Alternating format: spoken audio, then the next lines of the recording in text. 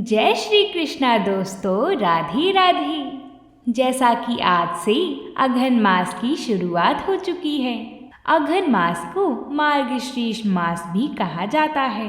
अघन मास एक पवित्र महीना है जिसका शास्त्रों में पूरी तरह से वर्णन किया गया है। इस महीने में एकादशी या द्वादशी का व्रत करने वाली सभी पापों से मुक्त हो जाती हैं और उनके लिए स्वर्ग के द्वार खुल जाती हैं। आज हम सभी अघन मास के पहले मंगलवार की कथा को सुनेंगे। साथ ही में माता महालक्ष्मी की व्रत कथा को भी सुनेंगे, जिसे अघन मास में सुनना बहुत ही शुभ माना जाता है। ऐसा भी कहा जाता है कि जो कोई भी अघन मास में माता लक्ष्मी का पूजन और भगवान श्री कृष्ण जी का पूजन करते हैं, उन पर भगवान की कृपा सदा बनी रहती है। उसके घर में धन धान्य के भंडार भरे रहते हैं। तो आइए कथा को प्रारंभ करते हैं। बोलिए माता लक्ष्मी की जय हो। एक नगर में एक बुढ़िया रहती थी। वह मंगल देवता को अपना इष्ट देवता मानकर सदैव मंगल का व्रत रखती और मंगल देव का पूजन किया करती थी। उसका एक ही पुत्र था जो मंगलवार को उत्पन्न हुआ था। इस कारण उसको मंगलिया के नाम से बोला करती थी। मंगल देव के दिन ना तो घर को लीपती थी और ना ही पृथ्वी खोदा करती थी। एक दिन मंगल देवता उसकी श्रद्धा की परीक्षा लेने के लिए उसके घर में साधु रूप बनाकर आए और द्वार पर आवाज लगाई। बुढ़िया ने कहा, महाराज क्या आज्ञा है? साधु कहने लगा कि बहुत भूख लगी है, भोजन बनाना है। इसके लिए तू थोड़ी सी पृथ्वी लीप दे तो तेरा पुण्य होगा। यह सुनकर बुढ़िया ने कहा, महाराज आज मंगलवार की व्रती हूँ, इसलिए मैं चौका नहीं लगा सकती। कहो तो जल का छिड़काव कर दूँ, उस पर भोजन बना लेना। साधु कहने लगा कि मैं गोबर से लिपे चौक पर खाना बनाता हूँ।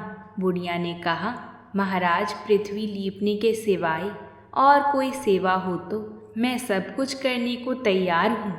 तब साधु ने सोच समझकर कहा कि कुछ भी मैं कहूँ सब तुमको करना पड़ेगा। बुढ़िया कहने लगी कि महाराज पृथ्वी लीपने के अलावा जो भी आज्ञा करेंगी उसका पालन अवश्य करूँगी। बुढ़िया ने ऐसा 3 बार वचन दे दिया। तब साधु कहने लगा कि तू अपने लड़के को बुलाकर औंधा लिटा दे, मैं उसकी पीठ पर भोजन बनाऊंगा। साधु की बात सुनकर बुढ़िया चुप हो गई। तब साधु ने कहा, बुला ले लड़के को, अब सोच विचार क्या करती है। बुढ़िया ने अपने लड़के को बुलाया। मंगलिया मंगलिया यहाँ आ। थोड़ी देर बाद लड़का आ गया। बुढ़िया ने कहा, जा बेटे, तुझको बाबा जी बुलाते हैं। लड़के ने बाबा जी से जाकर पूछा, क्या आज्ञा है महाराज? बाबा जी ने कहा कि जाओ अपनी माता जी को बुला लाओ। माता आ गई तो साधु ने कहा कि तू ही इसको लिटा दे। बुढ़िया ने मंगल देवता का स्मरण करते हुए लड़के को औंधा लिटा दिया और उसकी पीठ पर अंगीठी रख दी। कहने लगी कि अब जो कुछ भी आपको करना है आप कीजिए, मैं जाकर अपना काम करती हूँ।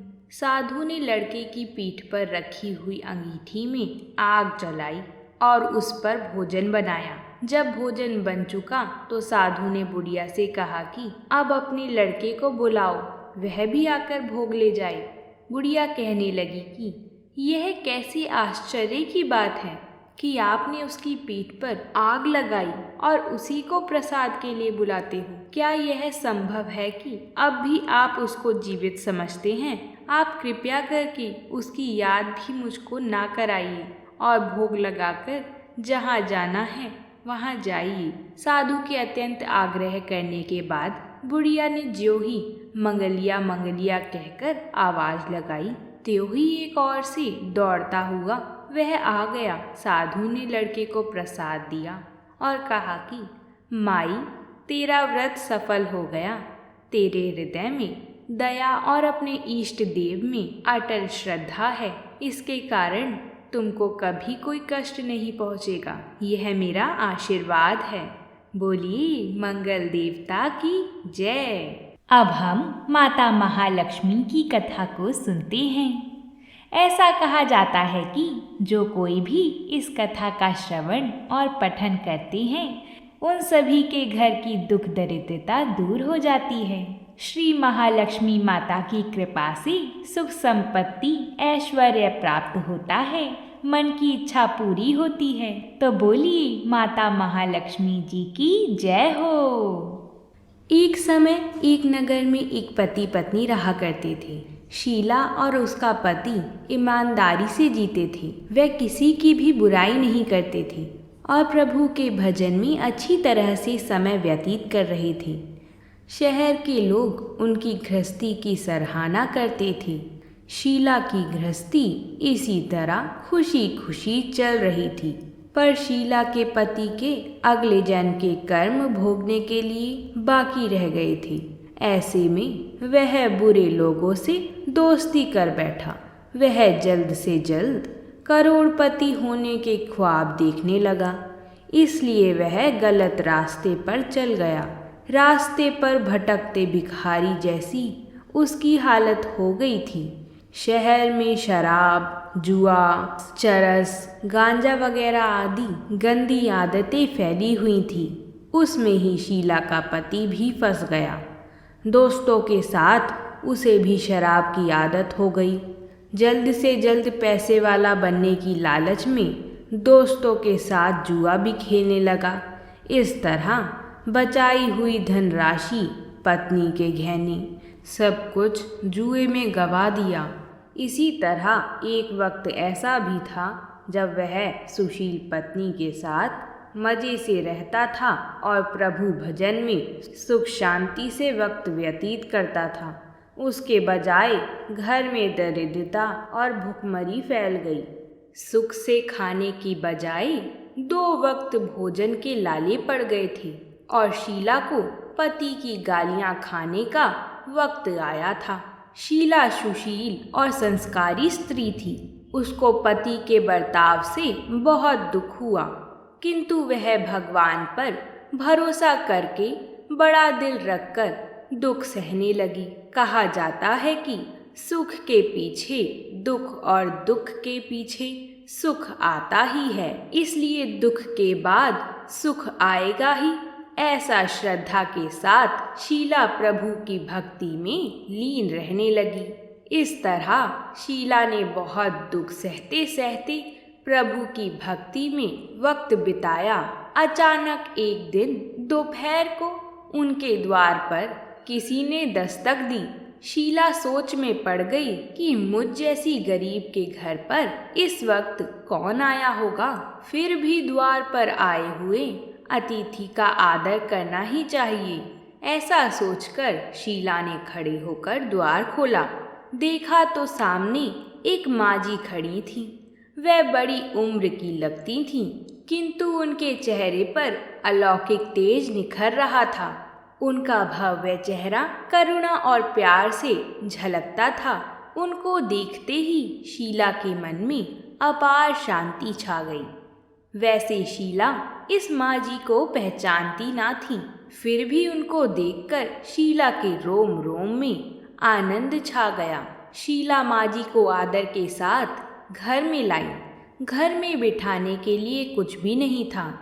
अंततः शीला ने सकुचाते हुए फटी हुई चादर पर उनको बिठाया। माजी ने कहा, क्यों शीला, मुझे पहचाना नहीं? शीला ने सकुचाकर कहा, माँ, आपको देखते ही बहुत खुशी हो रही है, बहुत शांति हो रही है। ऐसा लगता है कि मैं बहुत खुश हो रही हूँ और ऐसा अनुभव हो रहा है कि मैं बहुत दिनों से जिसे ढूंढ रही थी वह आप ही हैं, पर मैं आपको पहचान नहीं सकती।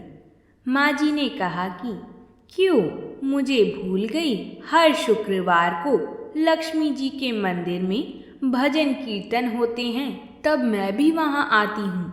वहाँ हर शुक्रवार को हम मिलते हैं। पति गलत रास्ते पर चढ़ गया, तब से शीला बहुत दुखी हो गई थी और दुख के मारे वह लक्ष्मी जी के मंदिर भी नहीं जाती थी।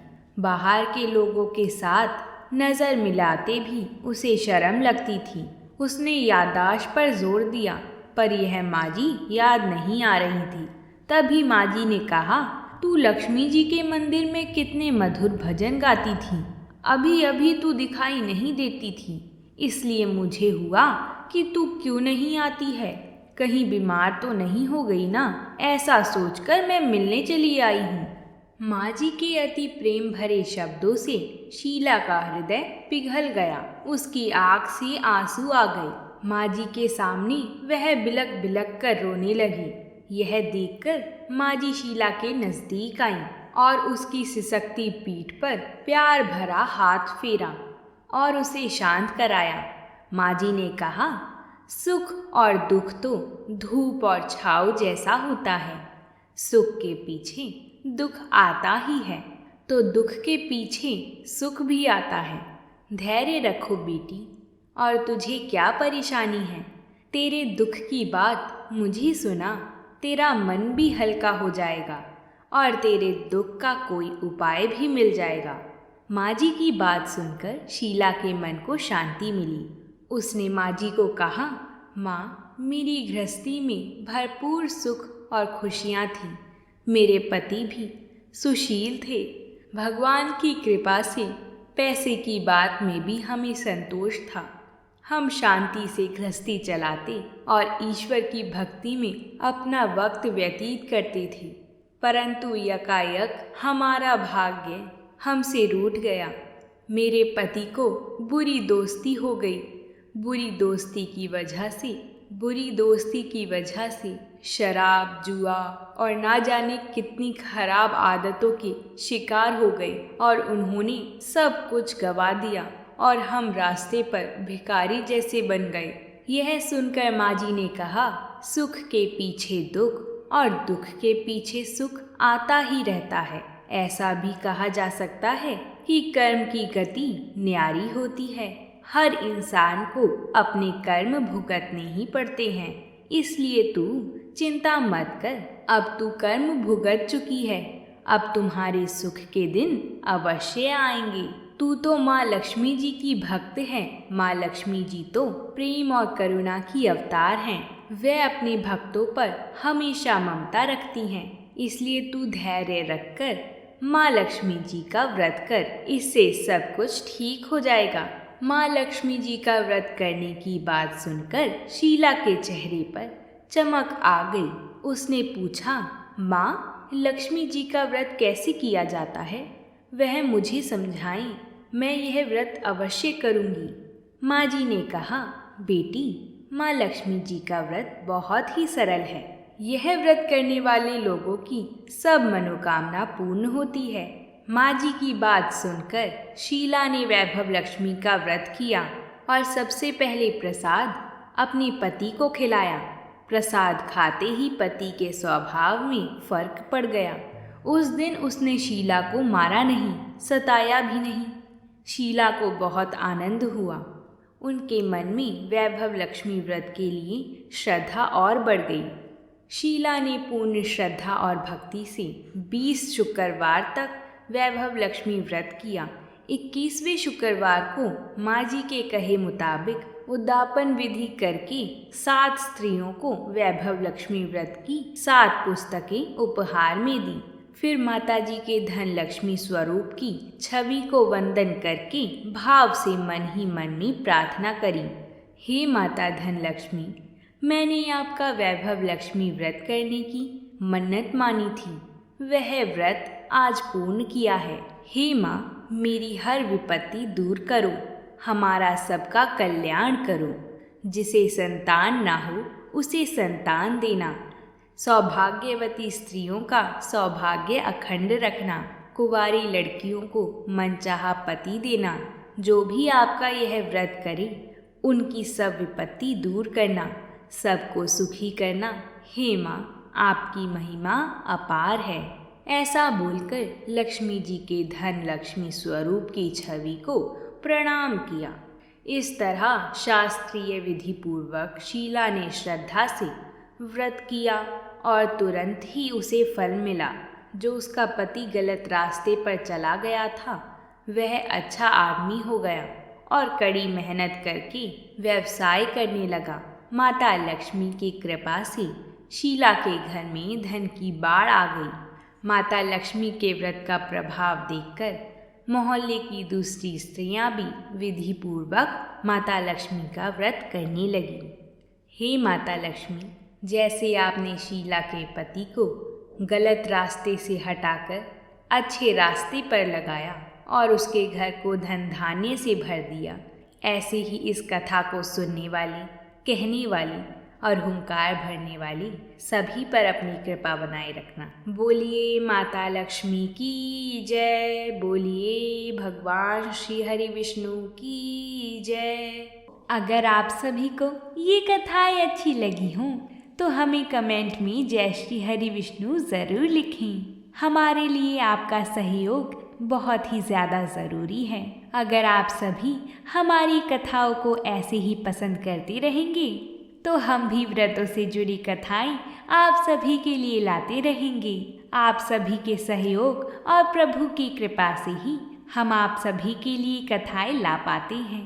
इसलिए वीडियो को एक लाइक ज़रूर करके जाएं और चैनल को सब्सक्राइब भी करें ताकि आने वाली सभी कथाएं आप सभी को समय अनुसार मिलती रहें।